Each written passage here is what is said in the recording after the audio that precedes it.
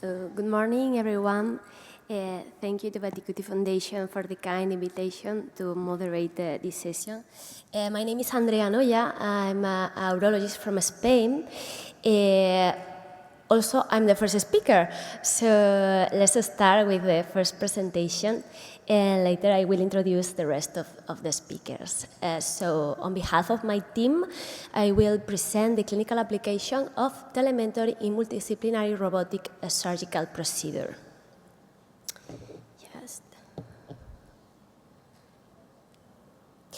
So, as most of you know, since 2001, there is no robotic transatlantic or telesurgery experience until 22 years later during different international congresses. No? So this experience was taking place in international congress, control area under a lot of technology support. But what is the real application of teleprocedures in our days? So in the area of telementoring, telesurgery, teleproctoring, we have to evaluate the real daily use of all of this new technology. So in order to carry out a teleprocedure, we need three mandatory elements. The first of it is a surgical team with a robotic platform. This surgical team, I'm speaking about not only the surgeons, also anesthesiologists, nurse assistant, nurses, and all the audiovisual team, and all of them should be familiar with live surgery and telesurgeries in general. The next element is the audiovisual support. We need cameras, screens, speakers, microphones to share all the image and all the info from the OR. And the third of it, but not for this, less important, is a good connection. We need a networking that need to be stable and need to give a non-perceptible delay to the human eye. So, the first of our experience in this way was a young woman with two different masses, so one in the upper tract urinary system and another next to the left ovary. The experience has a local team, a urological local team, placed in the south of the island of Gran Canaria in Spain. The teleproctor was in the same island, but in the north of it, 70 kilometers apart. And different observers were placed in Barcelona, in Belgium, and in Mauritania. This video is a short video that shows part of the procedure. Y no quedaba claro si era una lesión quística. Ponemos un hemorroide aquí, ¿te parece? Sí, me parece muy bien. Buenas tardes. ¿Qué se sospecha que pueda ser esta masa? Esa es una tomografía compleja. Para mí es un cisto de adenoma mucoso. Y pero eso hay que sacarla íntegra sin romperla, ¿eh? Regular ese ligamento, que tiene muchos vasos ahí, perdona. Arriba, aquí.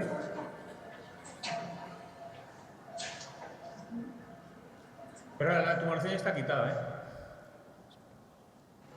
Vale. ¿Eso qué es? Un depósito endometriósico. Este que dices aquí, ¿no? Sí, son implantes. Para arriba es un foco endometriósico. Y a lo mejor lo que tenéis ahí es un quiste de chocolate, no lo sé. Ahora cuando lo hacéis veréis. Ya está fuera. Pero el tema de ponerla entera... So the surgical, the consult time was 80 minutes, but the total operated time was 180 because, of course, of double docking, double setting of the robot, and no incidents were found. The 5G connection was stable during all the procedure. The patient was discharged in the first postoperative day, and the pathological report shows endometric deposit and a cyst in the adrenal gland. So I want to conclude that telementoring allows collaboration of surgeons from different specialties for multidisciplinary case resolution, as well as life learning opportunities for young junior surgeons. This was the first experience. We collaborate with other surgeons, general surgeons, and gynecologists. And what is the next for me? The next is integrate teleproctoring with telesurgery. We did already 11 cases of telesurgery with prostate surgeries and kidney surgeries. We present this first data in the European Congress, and for me, the next step is just put together teleproctoring for junior surgeons and telesurgery for the assistance of them. Thank you.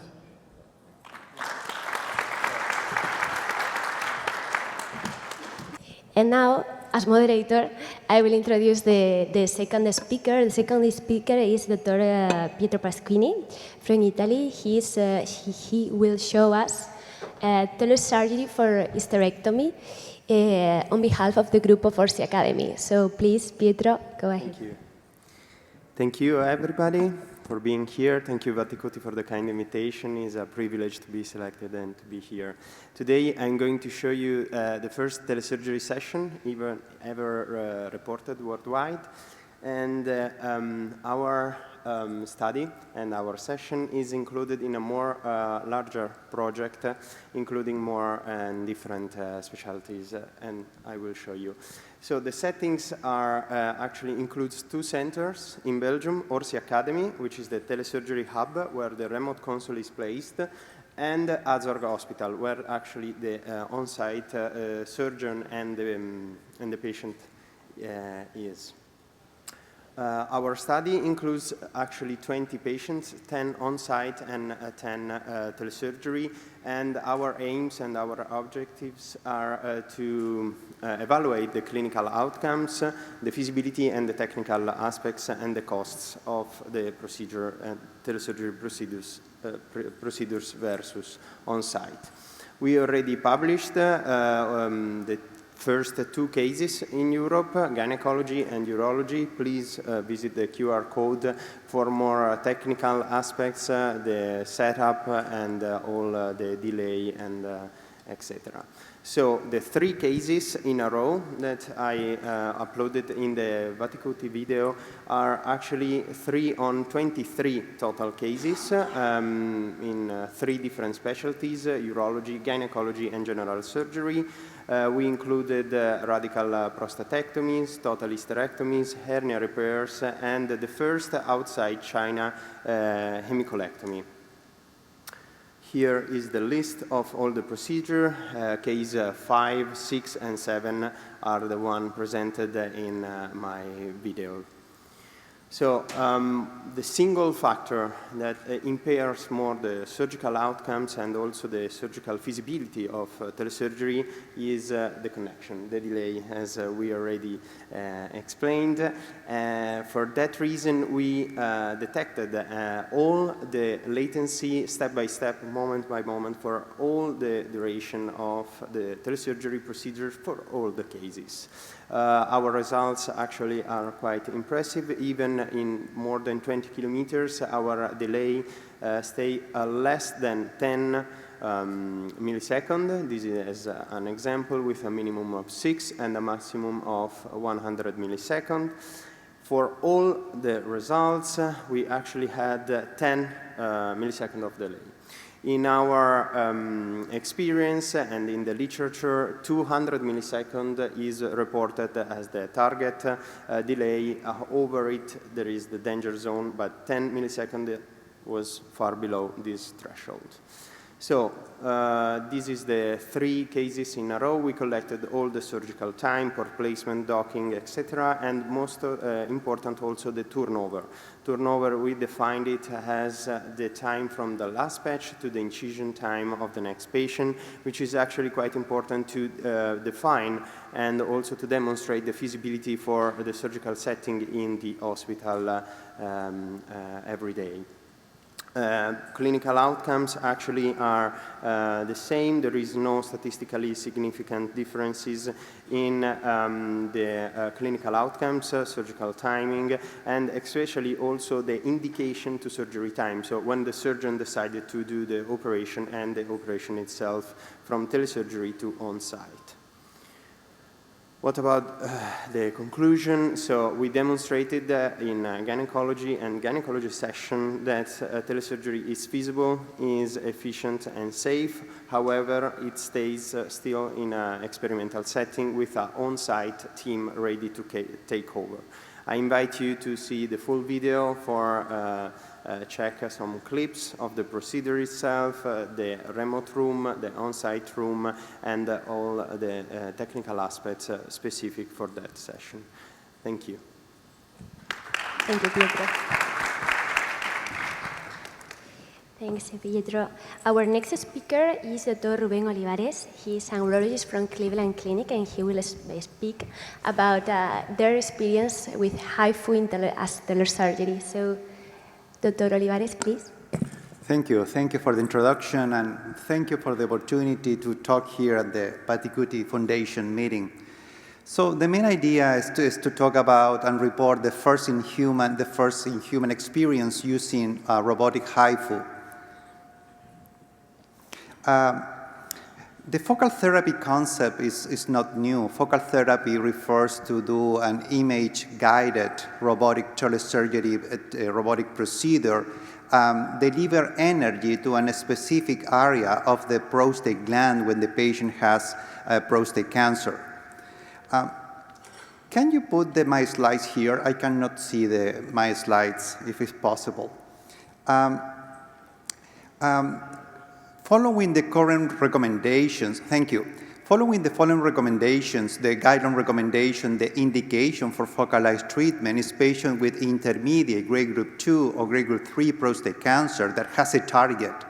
Means that the MRI clearly shows the area of the prostate with the significant, or we call index prostate lesion. The PSA should be less than 20, and the main idea is to keep the functional outcome as a milestone and also to control the cancer. Cleveland Clinic has the branch in Cleveland Clinic Emirates, United Arab Emirates, Cleveland Clinic Abu Dhabi. So the main idea is to try to connect the two Cleveland Clinic facility using the existing network. We choose to use Focal One robotic HIFU, high-intensity focused ultrasound machine. And why is that? Because robotic HIFU using Focal One use a digital unit interface, and also it's hands-free. So after the machine is set, we can remotely move and finish the case. What we did in my office in Ohio, we put 2 mirrors to a screen that mirrors the interface that we have in Abu Dhabi. And we connect using landline. We connect 7,000 miles or 11,000 kilometers from Ohio to Abu Dhabi. One of the main concerns was the network connection, and following the previous presentations, latency plays a big role, and we all know that we need less than 120 milliseconds in order to do a seamless surgery. We are very happy that just using the SD1 infrastructure, meaning the landline already existent between the two institutions, all the tests before the surgery achieve less than 120. Also, we use team connection that we use for our regular meetings to establish a dedicated communication network between the two groups. The patient was consent that it's going to do like a telesurgery, and he's 72 years old with PSA of 20, and he has one lesion with, unfortunately, grade group 2 prostate cancer. We define roles, and the main idea of the on-site role is to do the general anesthesia, patient positioning, and of course, take over in case that any part of the procedure goes south.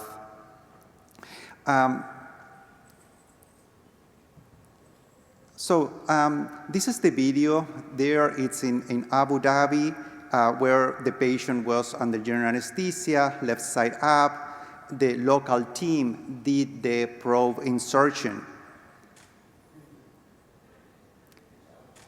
The Foley catheter was put there as well. After the Focal One machine was inserted, we took over, and we did everything else.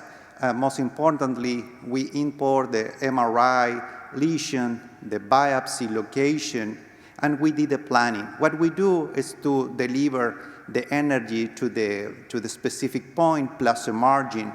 We use double tap, meaning that we pass 2 times with the area with cancer to try to reduce the risk of an in-field recurrence. The machine has a lot of safety features, and makes sense that given that HIFU is a thermal energy, we were concerned of the temperature of the rectal wall, but all the case was the rectal wall less than 15 Celsius degrees, so there's no risk of rectal injury. We tend to forget that we were doing a telesurgery 11,000 miles away after a while. It was seamless. I'm glad to say that we didn't have any problem with the connection, and we are pleased to say that the patient was recovering very well after the surgery, and the local team did not have to take over at any point during the procedure. There we are showing the delivery of energy. Focal Ones advance 5 millimeters every second, delivering the thermal energy. And also I'm there with my chairman, and just highlighting that the fact that we can educate during the procedure as well. So this first experience was mind-blowing for us, because opened the opportunity to, education. What if in the future we can do telesurgery and connect more than 2 or 3 sites? So of course that we are in the infancy, and this proof of concept will open the opportunity to continue, getting more experience in order to increase access to telesurgery procedures. So the procedure took a little more than 1 hour. Actually, the delivery of energy was just 50 minutes. Was not blood loss, which is typical for this kind of thermal procedure. And the patient went home the same day after a few hours with a Foley catheter. The pain was minimal. We kept the Foley catheter in place for 5 days. And after that, the trial of Boyd was successful, and the patient is recovering well with no complications. Why Focal One? Why telesurgery using HIFU?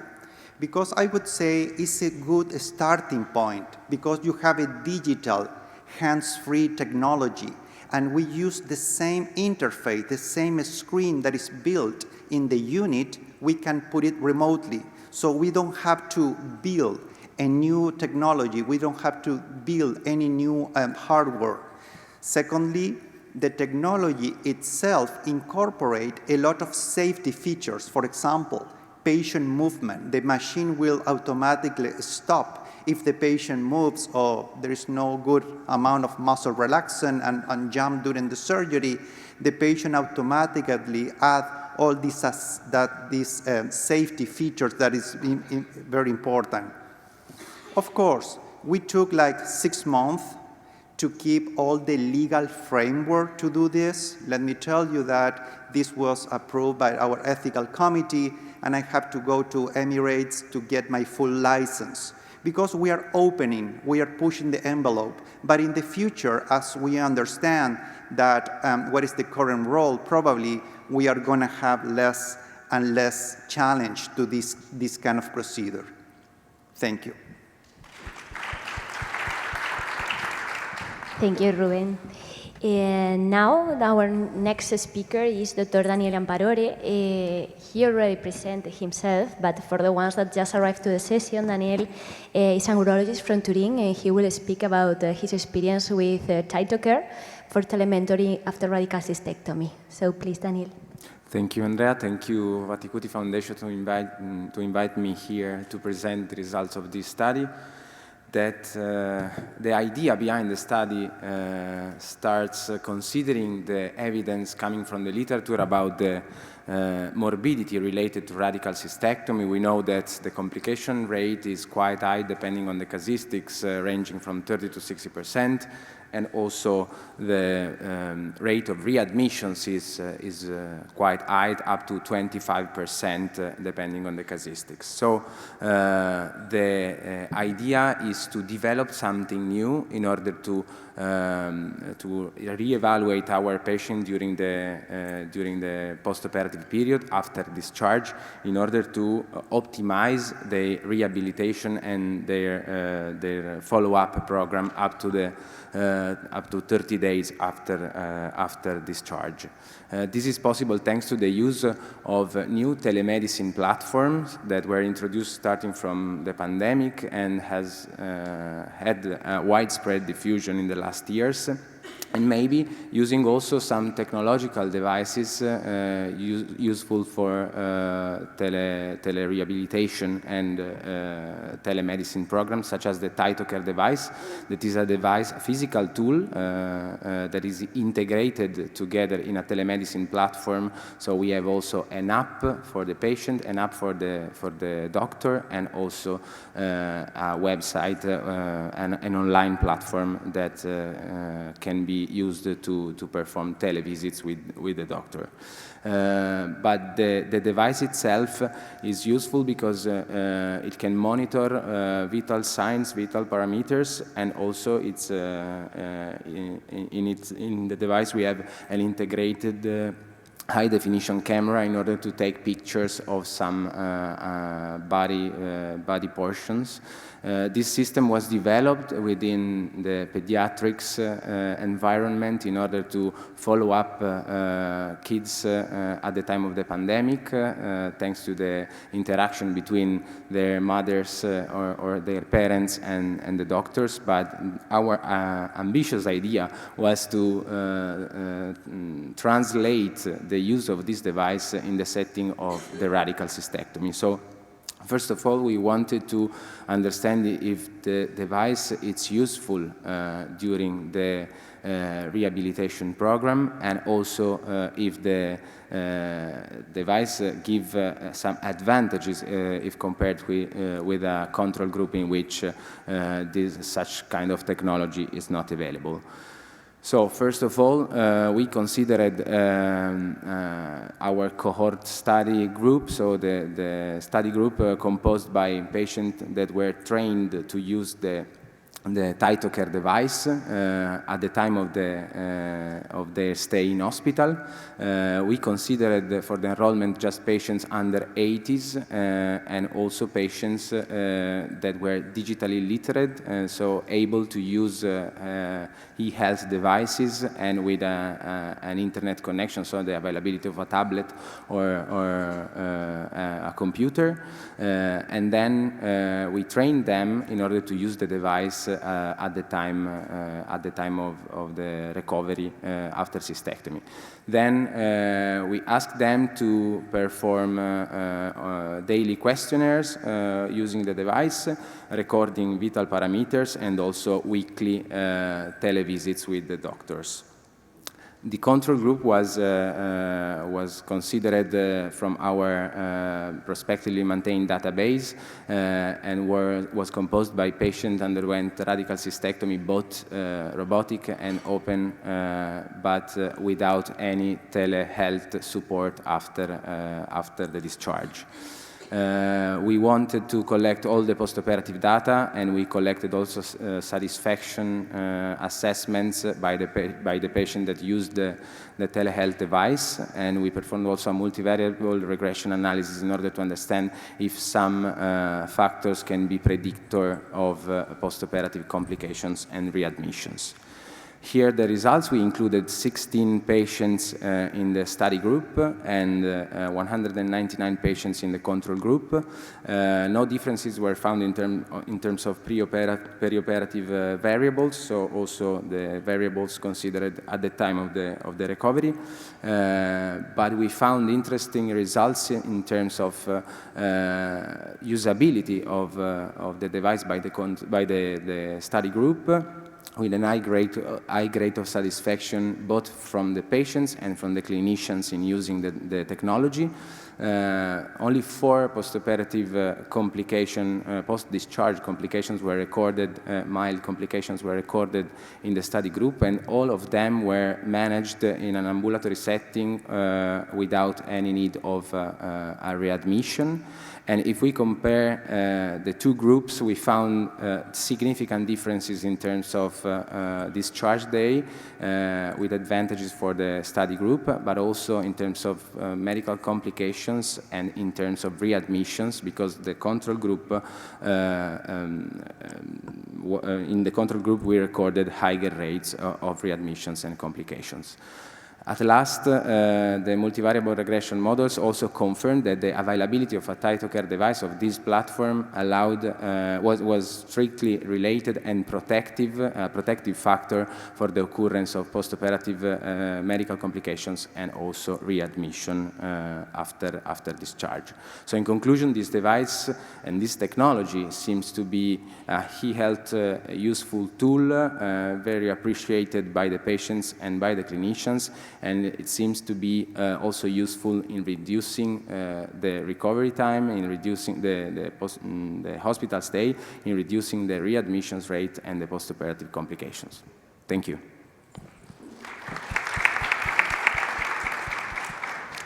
Thank you so much, Daniele. So let's start with the moderation, with the questions. The first one is, how is teleproctoring different from live proctoring, and what is the preferred approach? I think this question is towards me. I think the key is the time. Timing is one of our problems in our days. In our case, my institution is in Canary Island. It's a remote and peripheric part of Spain. It's closer to Africa more than to Peninsula.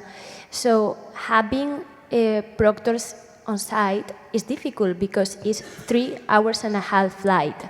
So if we can have someone from his hometown teleproctorizing us, is great for both, because we receive the service, let's say, and but the teleproctor is in his town without taking flights, without spend time coming to our institution.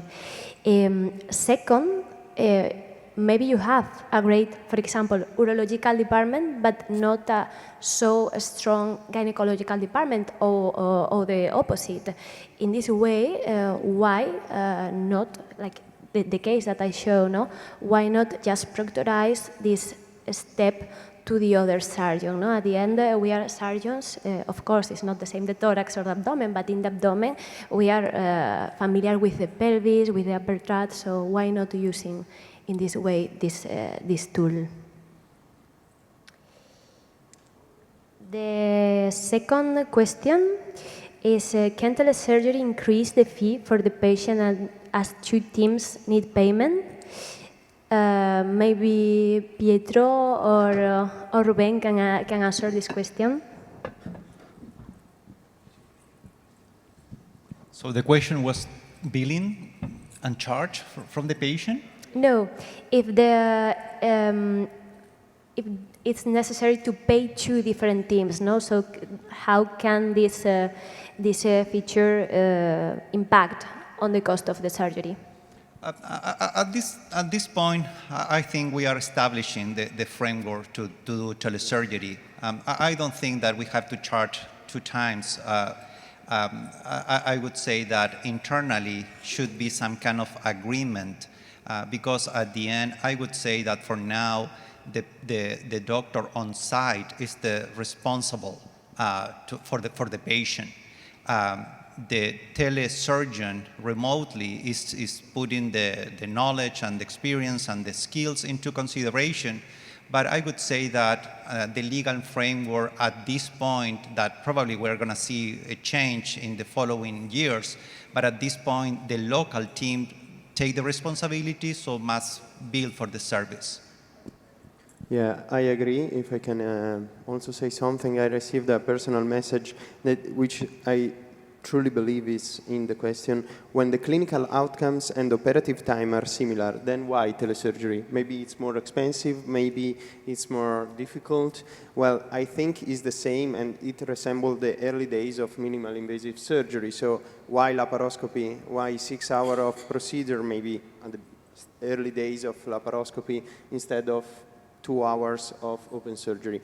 We are at the beginning, at the rise of telesurgery, so I truly believe that right now we need to have an on-site team ready to take over. But in the future, with a stable connection and some protocols implemented, you won't need on-site surgery, so you won't pay 2 different teams. You won't need an equally trained surgeon on-site.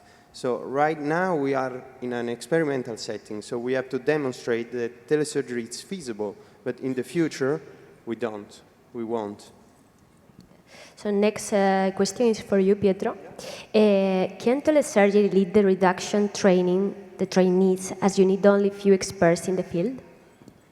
Right now, yes, there are less trained surgeons. In the future, telesurgery won't decrease the number, but actually will increase. Why? Because telesurgery is not alone. We have telementoring, teleproctoring. So telesurgery is one of the aspects of tele procedures. Yes. So that's the answer. Okay. If I may add, I would say it's important to say this, that all the patients must receive the same care regardless where they live, regardless of the availability of technology of the place where they live.